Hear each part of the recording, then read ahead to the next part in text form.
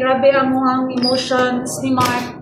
It's because nakita jud namo no sa live ni Kap Bukol na gipusil jud siya. So mangayo ko pasensya, mangayo mig pasaylo sa mga pulis na syempre sa amo ang emotions wala mi kasabot.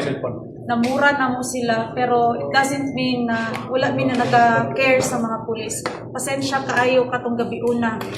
Wala jud na mo to natuyo kay tungod sa amo ang emotions. So kung kamupod na sa amo makita ninyo ang inyong amigo o kapitan, no? So mangayo ko pasaylo sa ato ang mga Dito City Police, no? And si Vice Gov po mangayo pasaylo sa amo ang mga nasulti gabi. So thank you kaayo and unta mo sinagtanay lang tang tanan kay pareho katang tao natay mga emotions and feelings. Thank you. Thank you.